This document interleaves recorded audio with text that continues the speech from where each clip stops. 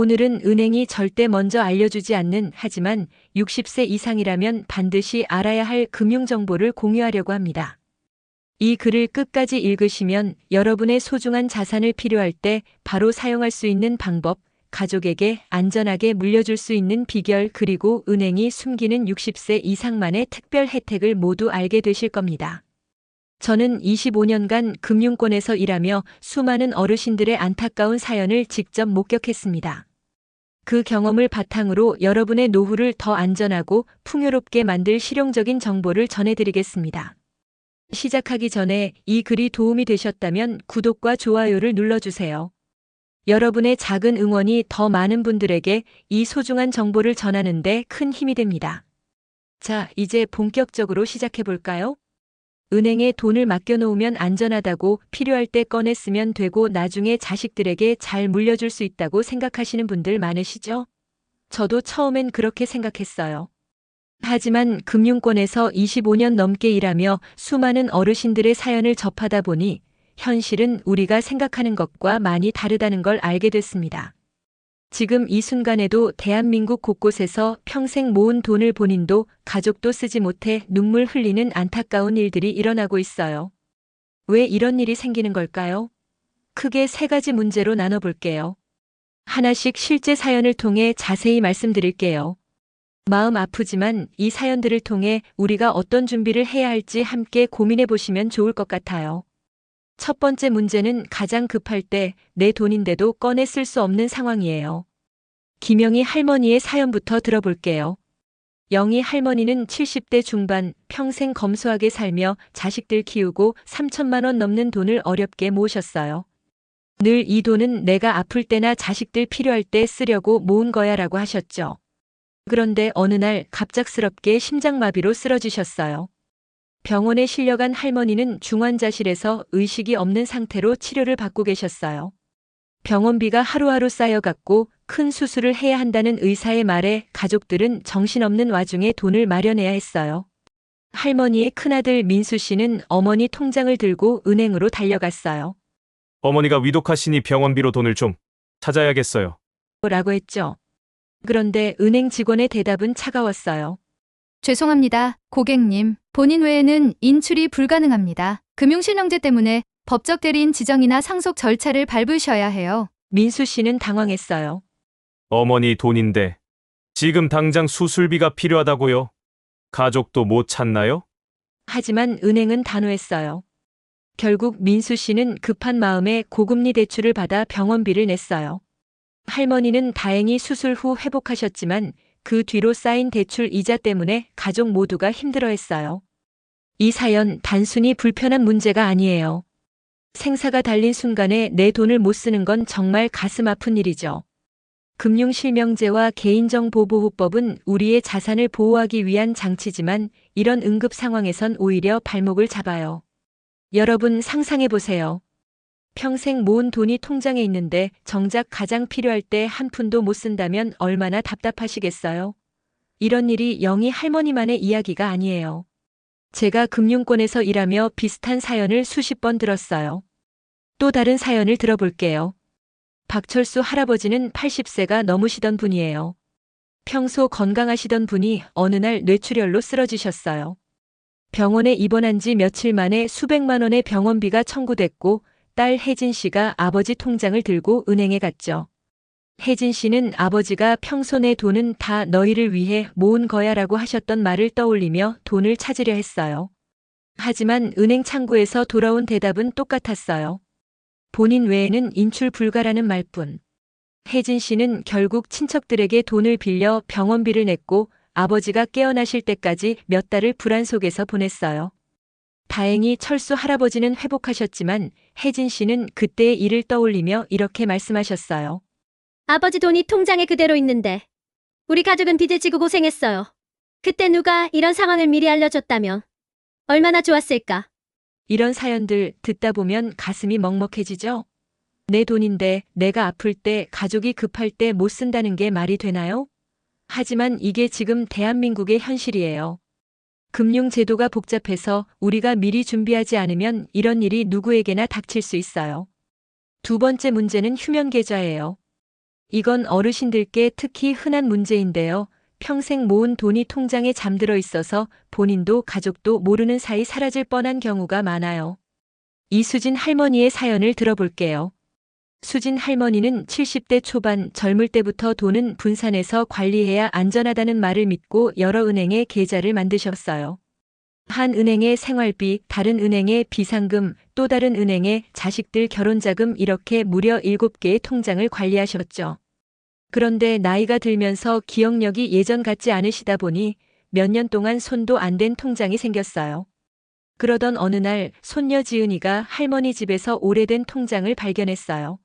할머니, 이 통장 뭐예요? 여기 2천만 원이나 있어요. 지은이가 놀라서 물었죠.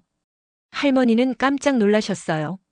어머, 그게 있었나? 완전히 잊고 있었네. 확인해 보니 그 통장은 3년 넘게 거래가 없어서 휴면 계좌로 전환된 상태였어요. 휴면 계좌는 일반 은행 창구에서 바로 돈을 찾을 수 없어요. 수진 할머니는 서민금융진흥원에 연락해 복잡한 절차를 거친 끝에 겨우 돈을 되찾으셨어요. 하지만 그 과정에서 몇 달을 기다려야 했고 서류 준비하느라 고생도 많으셨어요. 할머니는 이렇게 말씀하셨어요. 그 돈이 없었다면 손주들 학비에 보탬이 됐을 텐데 제가 깜빡한 바람에 이렇게 고생했네. 수진 할머니처럼 휴면 계좌로 돈이 묶이는 일은 생각보다 흔해요. 통계에 따르면 대한민국 전체 금융권에 잠들어 있는 휴면 자산이 무려 12조 원에 달한다고 해요. 그중 상당수가 어르신들이 오래전에 만들어 놓고 잊어버린 계좌들이에요. 더 안타까운 건 본인이 휴면 계좌를 모른 채 세상을 떠나시면 자녀들도 그 돈의 존재를 모르는 경우가 많다는 거예요. 결국 그 돈은 주인을 영영 찾지 못하고 사라지죠. 또 한 분, 최영호 할아버지의 사연도 들어볼게요.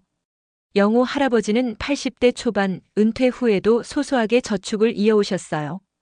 그런데 나이가 들면서 통장 관리가 어려워지셨죠. 어느 날 아들이 집을 정리하다 오래된 통장 2개를 발견했어요. 하나는 1천만 원, 다른 하나는 500만 원이 들어있는 계좌였는데 둘 다 휴면 계좌로 전환된 상태였어요.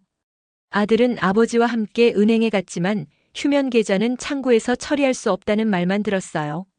결국 서민금융진흥원을 통해 신청하고 몇 달 기다린 끝에 돈을 되찾았죠. 영호 할아버지는 이렇게 한숨 쉬셨어요. 내가 젊었을 때 모은 돈인데 이렇게 잠들어 있을 줄 누가 알았겠나. 이 돈으로 손주들 용돈이라도 줬으면 좋았을 텐데. 휴면 계좌는 1년 이상 거래가 없고 예금 만기가 지난 계좌가 자동으로 전환돼요. 특히 기억력이 예전 같지 않은 어르신들께선 오래된 통장을 깜빡 잊으시는 경우가 많죠. 본인도 가족도 모르는 사이 소중한 자산이 잠들어 버리는 거예요. 여러분, 혹시 지금 집에 오래된 통장이 굴러다니고 있진 않으신가요? 지금이라도 꺼내보세요. 그 안에 의외의 보물이 숨어 있을지도 몰라요. 세 번째 문제는 상속이에요. 상속이라고 하면 뭔가 거창하게 들릴 수 있지만 사실 우리 모두 언젠가는 마주해야 하는 현실이죠. 그런데 이 상속 절차가 생각보다 훨씬 복잡해서 가족들에게 큰 부담이 될 때가 많아요. 정민수 할아버지의 사연을 들어볼게요. 민수 할아버지는 70대 후반 평생 공무원으로 일하며 5천만 원 넘는 돈을 모으셨어요. 늘 자식들에게 내가 없으면 이 돈 너희가 나눠 써라고 말씀하셨죠. 그런데 갑작스러운 교통사고로 돌아가시면서 그 돈을 물려주는 과정이 가족들에게 큰 고통이 됐어요. 할아버지가 돌아가신 후 두 자녀는 아버지의 재산을 정리하려고 은행에 갔어요. 하지만 은행에서 받은 서류 목록을 보고 깜짝 놀랐어요. 사망진단서, 가족관계증명서, 기본증명서, 재적등본, 상속인 전원의 인감증명서, 신분증 사본, 동의서, 은행 양식의 청구서 이게 끝이 아니에요. 자녀 중 한 명은 해외에 살고 있어서 서류를 준비하는 데만 몇 달이 걸렸어요. 게다가 다른 한 명은 형제간의 오랜 갈등 때문에 동의서에 서명하기를 꺼렸죠. 결국 상속 절차는 10개월 넘게 지연됐고 그 사이 장례비와 남은 병원비를 마련하느라 큰 빚을 지게 됐어요. 큰아들 재훈 씨는 이렇게 한탄했어요. 아버지가 평생 모은 돈이 통장에 그대로 있는데 우린 서류 때문에 발만 동동 굴렀어요. 이 돈으로 아버지 장례라도 제대로 치렀으면 얼마나 좋았을까. 이 사연 정말 안타깝죠? 민수 할아버지처럼 생전에 내 돈은 자식들 줄 거야 라고 말씀하신 분들 많으시죠? 하지만 말로만 하는 건 충분하지 않아요. 상속 절차가 이렇게 복잡하고 가족 간 갈등까지 더해지면 평생 모은 돈이 오히려 다툼의 씨앗이 될 수도 있어요. 또 다른 사연 오순자 할머니의 이야기도 들어볼게요. 순자 할머니는 80대 초반 자식 셋을 키우며 어렵게 모은 4천만 원을 통장에 남기셨어요. 할머니는 생전에 내가 없으면 이 돈은 셋이 똑같이 나눠 가져라고 하셨죠. 하지만 할머니가 돌아가신 후 자녀들 사이에서 문제가 생겼어요. 큰아들은 내가 어머니 병원비를 더 많이 냈으니 더 받아야 한다고 주장했고, 막내는 어머니가 생전에 나한테 더 주라고 하셨다며 맞섰어요. 결국 상속 절차는 법적 분쟁으로 이어졌고, 가족들은 2년 넘게 서로 얼굴도 안 보는 사이가 됐어요. 작은아들 영수 씨는 이렇게 한숨 쉬었어요. 어머니가 유언장이라도 제대로 남겨놓으셨다면 이렇게까지 안 됐을 텐데 돈 때문에 가족이 갈라지는 게 이렇게 서글플 수가 없네요. 유언장이 있으면 간단할 거라고 생각하시죠? 하지만 공증받지 않은 유언장은 법적 효력이 약해서 자칫하면 분쟁만 더 키울 수 있어요.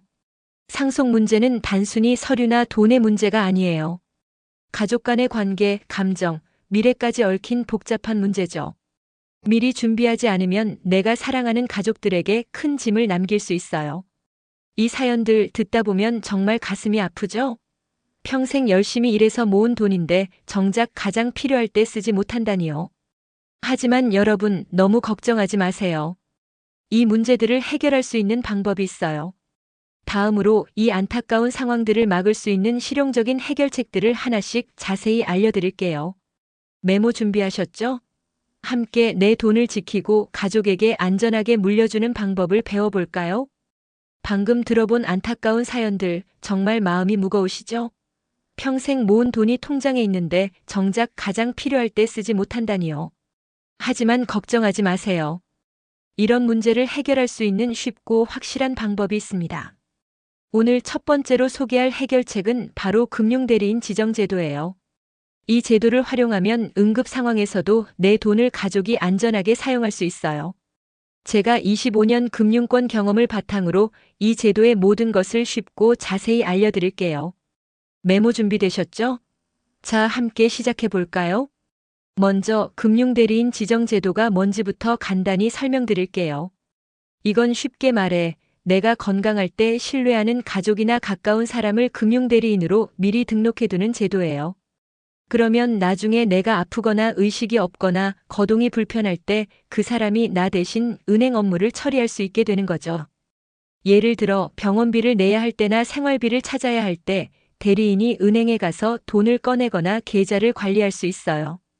이 제도의 가장 큰 장점은 내 돈을 내가 원하는 대로 필요한 순간에 사용할 수 있도록 보장해준다는 점이에요. 앞서 김영희 할머니 사연에서처럼 가족이 병원비 때문에 고금리 대출을 받아야 했던 상황을 이 제도가 있다면 막을 수 있었을 거예요. 게다가 이 제도는 복잡하지 않고 누구나 쉽게 설정할 수 있어요. 이제 실제 사례를 통해 이 제도가 어떻게 도움이 되는지 또 어떻게 설정하는지 하나씩 알려드릴게요. 최순자 할머니의 이야기를 들어볼게요. 순자 할머니는 70대 초반 자식 셋을 키우며 평생 검소하게 사신 분이에요. 몇 년 전 동네 은행에서 우연히 금융대리인 지정제도에 대해 듣게 되셨어요. 그때만 해도 할머니는 건강하시고 활동적이어서 내가 왜 이런 걸 해야 하나? 라고 생각하셨죠. 하지만 은행 직원이 갑작스러운 상황에 대비하는 게 좋아요. 라고 설명해 주시니까 혹시 모를 일에 대비해 큰아들 재민 씨를 금융대리인으로 등록해 두셨어요.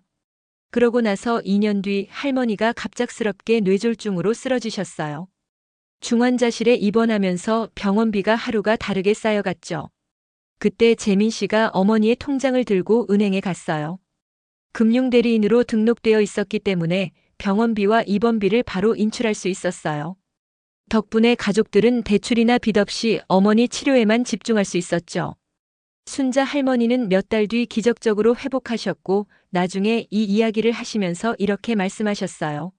그때 은행에서 미리 대리인 등록 안 했으면 우리 가족이 얼마나 고생했을까. 정말 다행이었어.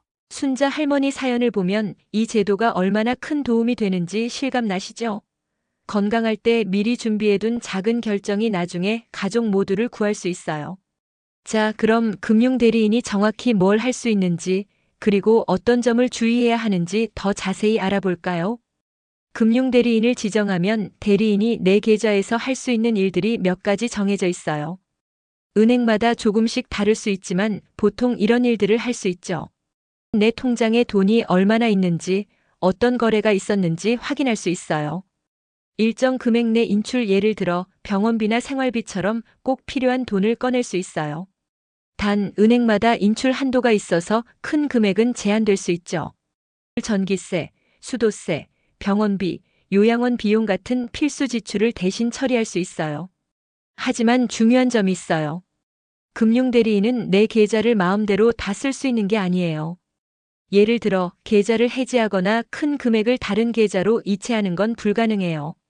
이건 제도가 안전하게 설계된 부분이에요. 내 돈이 함부로 쓰이지 않도록 보호막이 있는 셈이죠. 그래서 믿을 수 있는 가족을 대리인으로 지정하면 안심하고 맡길 수 있어요. 이제 여러분이 가장 궁금해하실 부분, 그럼 어떻게 등록하는 거지? 에 대해 알려드릴게요. 금융대리인 지정은 정말 간단해요. 은행에 한번 방문하면 10에서 15분이면 끝나는 일입니다. 필요한 준비물과 절차를 단계별로 설명드릴게요. 금융대리인을 등록하려면 몇 가지 서류가 필요해요. 보통 이런 것들이에요. 본인 신분증, 주민등록증, 운전면허증, 여권 등 본인을 증명할 수 있는 신분증, 대리인으로 지정할 사람의 자녀의 신분증. 대리인이 같이 은행에 가면 더 편해요. 대리인이 가족임을 증명하기 위해 필요해요. 주민센터나 인터넷 정부 24에서 쉽게 발급받을 수 있죠. 주거래 은행에 방문해서 창구 직원에게 금융대리인 등록하고 싶어요라고 말씀하세요. 직원이 친절하게 안내해 줄 거예요. 만약 주거래 은행이 여러 개라면 각 은행마다 따로 등록해야 해요. 예를 들어 어은행과 비은행에 계좌가 있다면 둘 다 방문해서 등록하는 거죠. 은행에서 주는 간단한 신청서를 작성하면 돼요. 여기엔 대리인의 이름, 주민번호, 어떤 업무를 맡길지, 인출, 조회 등을 체크하는 항목이 있어요. 직원이 도와주니까 어렵지 않아요. 서류를 제출하고 몇 가지 확인 절차를 거치면 바로 등록이 완료돼요. 은행에 따라 즉시 적용되거나 며칠 걸릴 수도 있으니 언제부터 대리인이 업무를 볼 수 있는지 꼭 확인하세요. 금융대리인 제도는 정말 유용하지만 몇 가지 주의할 점이 있어요. 이건 여러분의 돈을 안전하게 지키기 위한 팁이니 꼭 귀 기울여 주세요. 건강할 때 미리 등록하세요. 이 제도는 반드시 본인이 정신적으로 건강하고 의사결정 능력이 있을 때 등록해야 해요. 만약 치매 진단을 받았거나 의식이 없는 상태라면 등록이 불가능해요. 나는 아직 멀쩡하니까 나중에 해도 되라고 생각하실 수 있지만 갑작스러운 사고나 질병은 누구에게나 올 수 있죠. 건강할 때 미리 해두는 게 가장 현명해요. 신뢰할 수 있는 사람을 선택하세요. 대리인은 내 돈을 대신 관리하는 중요한 역할을 맡아요. 그래서 절대적으로 믿을 수 있는 사람, 예를 들어 자녀나 배우자, 가까운 친척을 선택하는 게 좋아요. 드물게 가족 간 갈등이 있는 경우라면 신중하게 결정하세요. 앞서 말씀드렸듯이 한 은행에서 등록했다고 다른 은행 계좌까지 적용되는 게 아니에요. 모든 주거래 은행에 각각 등록해야 하니까 내가 계좌를 가진 은행을 리스트업해서 하나씩 처리하세요. 은행마다 대리인이 인출할 수 있는 금액 한도나 업무 범위가 달라요. 예를 들어 하루 100만 원까지만 인출 가능하다거나 특정 비용, 병원비 등에만 사용할 수 있도록 제한할 수 있어요. 등록할 때 이런 조건을 자세히 물어보고 내 상황에 맞게 설정하세요. 또 한 분의 사연을 들어볼게요. 박영철 할아버지는 80대 초반 평생 농사를 지으며 2천만 원을 모으셨어요. 할아버지는 자식들에게 짐이 되고 싶지 않다는 생각이 강하셨죠. 어느 날 지역 복지센터에서 금융대리인 제도 강의를 듣고 바로 딸 미영 씨를 대리인으로 등록하셨어요. 그 뒤로 할아버지는 이렇게 말씀하셨어요. 내가 갑자기 아프더라도 미영이가 병원비 걱정 없이 내 돈을 쓸 수 있다니까 마음이 놓여. 이거 하나 해둔 걸로 이렇게 든든할 수가 없네. 몇 년 후 할아버지가 허리 수술로 입원하셨을 때 미영 씨는 아버지의 계좌에서 수술비와 재활비를 바로 꺼내 쓸 수 있었어요. 덕분에 가족들은 돈 걱정 없이 할아버지 회복에만 집중할 수 있었죠. 영철 할아버지는 퇴원 후에도 이 제도를 동네 어르신들에게 적극 추천하신다고 해요. 여러분, 지금 바로 시작하세요. 금융대리인 지정제도 어때요? 이렇게 간단한 방법으로 내 돈을 안전하게 지키고 가족에게도 큰 도움을 줄 수 있어요. 여러분, 혹시 나는 아직 건강하니까 괜찮아라고 생각하고 계신가요? 하지만 사고나 질병은 예고 없이 찾아오죠. 지금 10분 투자해서 이 제도를 등록하면 나중에 큰 후회를 피할 수 있어요. 집에 돌아가시면 제일 먼저 주거래 은행에 전화해 보세요. 금융대리인 제도 어떻게 하나요? 라고 물어보시면 친절하게 안내해 줄 거예요. 아니면 이번 주말 자녀분과 함께 은행에 방문해서 함께 등록해 보세요. 가족과 이런 이야기를 나누는 것만으로도 서로의 마음이 더 가까워질 거예요. 다음은 어떤 도움을 드릴까요? 금융대리인 제도 하나만으로도 응급 상황에서 큰 걱정을 덜 수 있죠. 하지만 아직 해결해야 할 문제가 더 있어요. 다음으로는 휴면계좌 관리와 신탁 제도를 통해 내 돈이 잠들지 않고 내가 원하는 대로 쓰일 수 있는 방법을 알려드릴게요. 또 궁금한 점이나 더 알고 싶은 주제가 있다면 댓글로 남겨주세요. 여러분의 소중한 돈 그리고 행복한 노후를 위해 제가 끝까지 함께 할게요. 자, 여러분, 방금 금융대리인 지정제도에 대해 알아봤죠? 응급 상황에서 내 돈을 안전하게 사용할 수 있는 정말 유용한 방법이었어요. 하지만 아직 해결해야 할 문제가 더 있어요. 앞서 이수진 할머니 사연에서처럼 통장에 돈이 있는데도 까맣게 잊고 있다가 휴면계좌로 묶여버리는 경우, 또는 정민수 할아버지 사연처럼 상속 때문에 가족들이 고생하는 경우를 기억하시죠? 이런 문제를 한 번에 해결할 수 있는 두 가지 강력한 방법, 휴면계좌 관리와 신탁 제도를 지금부터 자세히 알려드릴게요. 제가 25년 금융권 경험을 바탕으로 쉽게 풀어서 설명드릴 테니 메모 준비하시고 함께 시작해 볼까요? 먼저 휴면계좌부터 이야기해 볼게요. 휴면계좌는 1년 이상 거래가 없고 예금 만기가 지난 계좌가 자동으로 전환되는 거예요. 이렇게 되면 일반 은행 창구에서 돈을 찾을 수 없고 복잡한 절차를 거쳐야 하죠. 대한민국 금융권에 잠들어 있는 휴면 자산이 무려 12조 원이나 된다고 하니 이게 얼마나 흔한 문제인지 짐작이 가시죠? 특히 어르신들께선 젊을 때 만든 통장을 잊어버리시는 경우가 많아요. 하지만 걱정 마세요. 휴면 계좌를 예방하고 이미 잠든 계좌를 깨우는 방법이 있어요. 실제 사연과 함께 하나씩 알려드릴게요. 최영호 할아버지의 사연을 다시 떠올려 볼게요. 영호 할아버지는 80대 초반 평생 소박하게 사시며 2천만 원을 모으셨어요. 그런데 나이가 들면서 통장 관리가 어려워지셨죠. 몇 년 전 아들이 집을 정리하다 오래된 통장을 발견했어요. 확인해보니 2천만 원이 휴면 계좌로 묶여 있었죠. 할아버지는 깜짝 놀라셨어요. 이걸 완전히 잊고 있었네. 이 돈으로 손주들 학비라도 못했으면 좋았을 텐데. 아들은 서민금융진흥원에 연락해 복잡한 서류를 준비하고 몇 달 기다린 끝에 돈을 되찾았어요. 하지만 그 과정이 쉽지 않았죠. 할아버지는 이 일을 계기로 통장 관리를 철저히 하기로 결심하셨어요. 영호 할아버지처럼 소중한 돈이 잠들지 않게 하려면 어떻게 해야 할까요? 몇 가지 간단한 습관만 실천하면 돼요. 집에 있는 모든 통장을 한 곳에 모아서 목록을 작성하세요. 은행명, 계좌번호, 개설일, 대략적인 잔액을 적어두세요. 종이에 쓰거나 스마트폰 메모 앱에 저장해도 좋아요. 6개월에 한 번 소액이라도 입출금하세요. 예를 들어 1만 원 입금했다가 다시 빼는 것만으로도 계좌가 활성화돼요. 요즘 은행 앱은 어르신들을 위한 실버뱅킹 모드가 있어요. 글씨가 크고 간단해서 잔액 확인이 쉬워요. 신뢰하는 자녀나 가족 한 명에게 통장 목록을 공유하세요. 만약의 상황에 대비할 수 있죠.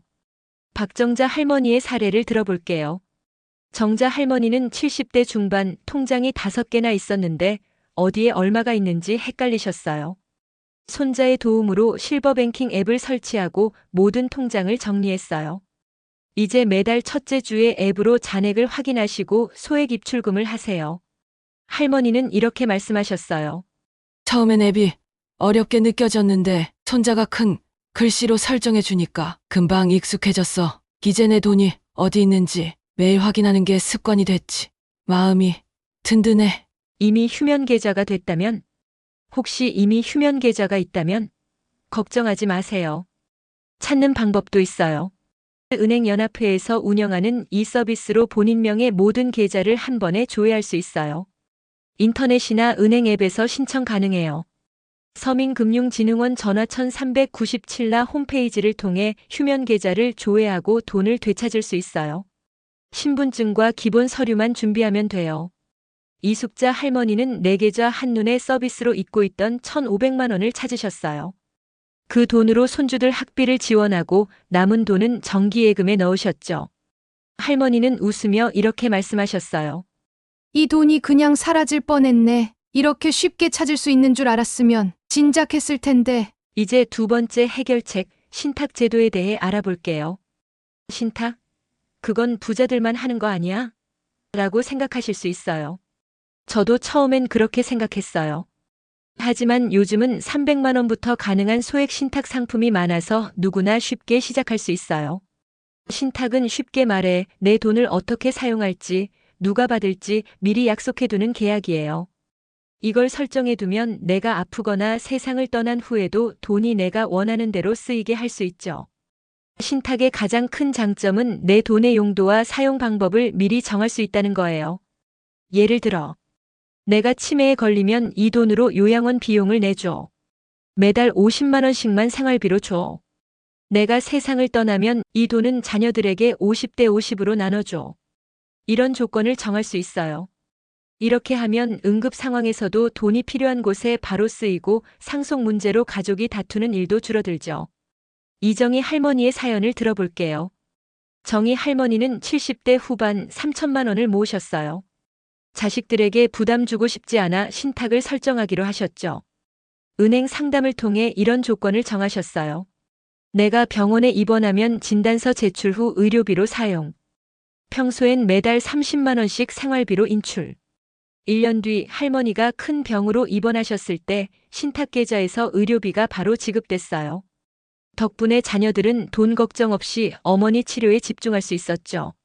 할머니는 퇴원 후 이렇게 말씀하셨어요. 신탁 덕분에 아프면서도 돈 걱정은 안 했어. 내 의지대로니 쓰이니까 마음이 편했지. 신탁은 상속 문제에도 큰 도움이 돼요. 강병철 할아버지의 사례를 볼게요.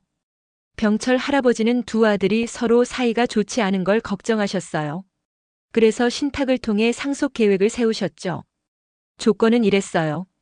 내가 세상을 떠나면 재산은 장남 30%, 차남 30%, 손자들 40%로 나눠줘.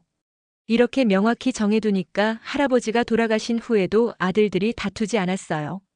병철 할아버지는 생전에 이렇게 말씀하셨어요. 아들들이 내 돈 때문에 싸우는 걸 보고 싶지 않았어. 신탁으로 미리 정해두니까 마음이 편해. 신탁은 은행, 증권사, 보험사에서 가입할 수 있어요. 절차는 간단해요. 은행이나 증권사에 전화해 신탁 상담하고 싶어요라고 하세요. 신분증, 신탁할 자금 현금 또는 계좌, 수익자 정보돈을 받을 사람, 원하는 조건 의료비, 생활비 등. 상담사와 함께 내 상황에 맞는 조건을 정해요. 예를 들어 생활비 신탁, 요양비 신탁, 손주 교육비 신탁 등. 계약 체결 서류에 서명하면 끝. 상담사가 복잡한 용어도 쉽게 설명해 줄 거예요. 신탁은 300만 원부터 시작할 수 있고 조건도 내 맘대로 설계할 수 있어서 부담이 적어요. 너무 복잡할 것 같아라고 걱정 마세요. 금융기관 상담사들이 처음부터 끝까지 도와줄 거예요. 여러분, 지금 실천하세요. 휴면 계좌 관리와 신탁제도 어때요?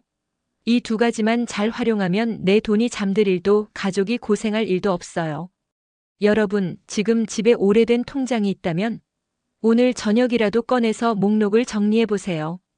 그리고 신탁이 궁금하시다면 이번 주에 은행에 전화해서 상담 예약 잡아보세요. 작은 행동 하나가 여러분의 노후를 그리고 가족의 미래를 바꿀 수 있어요.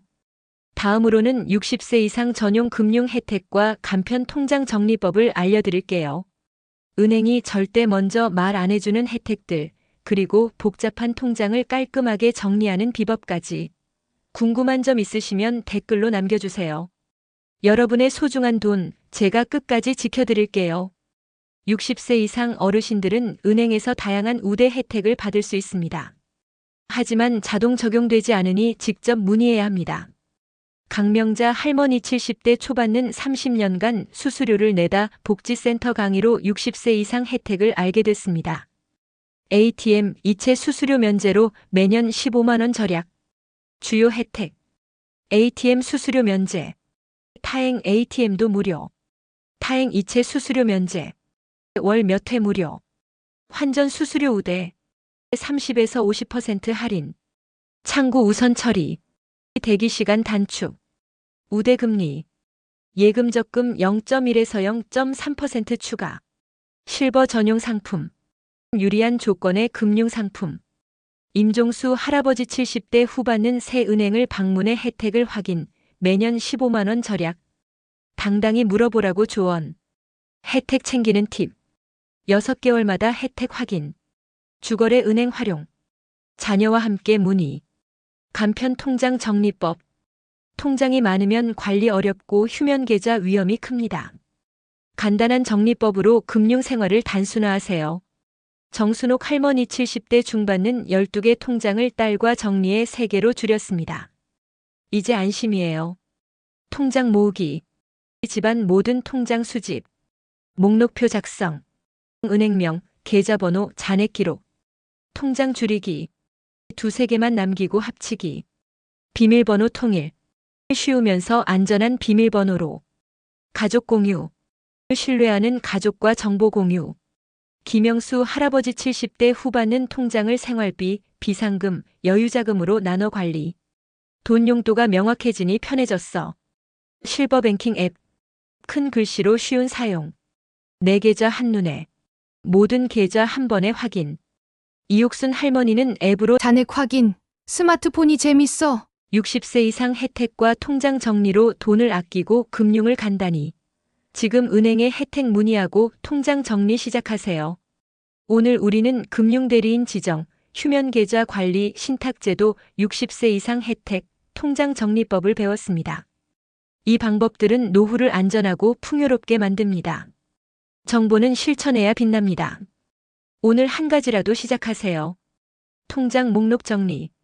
신탁 상담 예약. 25년 금융권 경험으로 여러분의 행복한 노후를 응원합니다. 앞으로도 유용한 정보로 찾아뵙겠습니다. 구독, 좋아요, 알림 설정. 콘텐츠가 유용했다면 구독, 좋아요, 알림 설정 부탁드립니다. 댓글로 궁금한 점이나 사연을 남겨주세요. 건강하고 행복한 노후를 기원합니다.